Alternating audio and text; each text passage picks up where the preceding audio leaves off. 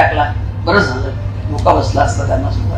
आणि त्यामुळे त्यांनी त्यांच्या लक्षात आलं की हे काही पिल्लू चिटकले निघत नाही राष्ट्रवादीचं. आम्हाला असं वाटतं की साहेबांचं टोळा झिजणं आता कमी झालं पाहिजे. आपण साहेबांच्या रूपाने काम केलं पाहिजे. मी असेल, जयंतराव असतील, विजय गव्हाणे असतील, असे अनेक सहकार्य, अनेक लोकांना परत यायचे, घाबरतात साहेब तुम्हाला. राजनीति में उतार चढ़ाव सामान्य है, लेकिन जब कोई प्रमुख नेता अपने पद से इस्तीफा देता है तो यह एक बड़ी घटना होती है। भारतीय जनता पार्टी की पूर्व केंद्रीय मंत्री सूर्यकांता पाटिल का इस्तीफा हाल ही में चर्चा में है। लोकसभा चुनावों में पार्टी के खराब प्रदर्शन के कुछ दिनों बाद पाटिल ने पार्टी की प्राथमिकता सदस्यता से इस्तीफा दे दिया। उन्होंने कहा, पिछले 10 वर्षों में मैंने बहुत कुछ सीखा है, इसके लिए मैं पार्टी की आभारी हूँ। आज के इस वीडियो में हम सूर्यकांता पाटिल के इस्तीफे से जुड़े सभी सवालों के जवाब देंगे।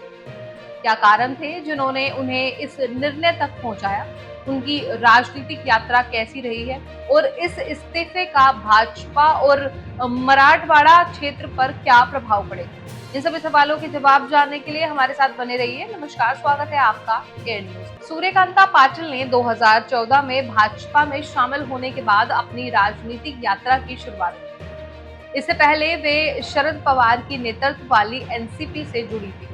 उन्होंने 4 बार हिंगोली नांदेड़ निर्वाचन क्षेत्र से सांसद और 1 बार विधायक के रूप में प्रतिनिधित्व किया है।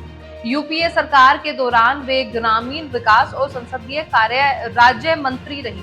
भाजपा में शामिल होने के बाद पाटिल ने पार्टी के साथ अपने अनुभव साझा किए और कई महत्वपूर्ण जिम्मेदारियों का निर्वहन किया। लेकिन हाल ही में हुए लोकसभा चुनावों में पाटिल हिंगोली सीट से पार्टी की उम्मीदवारी चाहती थी, लेकिन उन्हें टिकट नहीं मिला। इसके बाद उन्होंने सोशल मीडिया पर अपनी नाराजगी जाहिर की।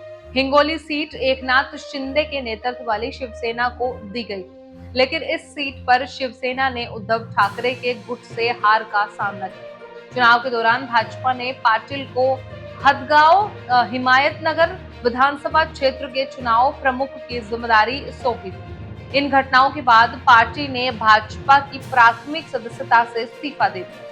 आपको बता दें कि सूर्यकांता पाटिल की राजनीतिक यात्रा 2014 से पहले ही शुरू हो चुकी थी, जब वे एनसीपी से जुड़ी थी। उन्होंने ग्रामीण विकास और संसदीय कार्य राज्य मंत्री के रूप में महत्वपूर्ण योगदान दिया। उनकी राजनीतिक कुशलता और अनुभव ने उन्हें एक प्रभावशाली नेता बनाया। वर्तमान में पाटिल का इस्तीफा भाजपा के लिए एक महत्वपूर्ण धक्का है। चुनावों में टिकट न मिलने की उनकी नाराजगी और पार्टी के प्रदर्शन में गिरावट ने उन्हें यह कदम उठाने पर मजबूर किया। यह भाजपा के भीतर आंतरिक राजनीतिक और नेतृत्व के निर्णयों पर भी सवाल उठाता है। वहीं भविष्य में पाटिल का इस्तीफा मराठवाड़ा क्षेत्र में भाजपा की स्थिति को प्रभावित कर सकता है। उनके इस्तीफे ने पार्टी की संगठनात्मक क्षमता और चुनावी प्रदर्शन पर असर पड़ सकता है। इसके अलावा यह इस्तीफा अन्य नेताओं को भी प्रेरित कर सकता है जो पार्टी की नीतियों से असंतुष्ट। हालांकि पाटिल का इस्तीफा केवल एक उदाहरण है जब किसी प्रमुख नेता ने पार्टी से नाराजगी के चलते इस्तीफा दिया हो।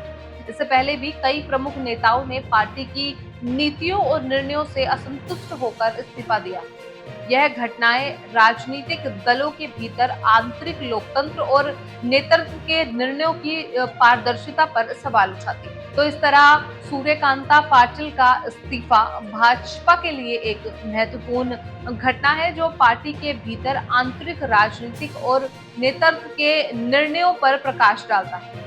इससे भविष्य में पार्टी के संगठनात्मक ढांचे और चुनावी रणनीतियों पर भी असर पड़ सकता है। राजनीतिक दलों को चाहिए कि वे अपने नेताओं की नाराजगी और असंतोष को गंभीरता से लें और उनके निर्णयों में पारदर्शिता और उत्तरदायित्व को सुनिश्चित करें।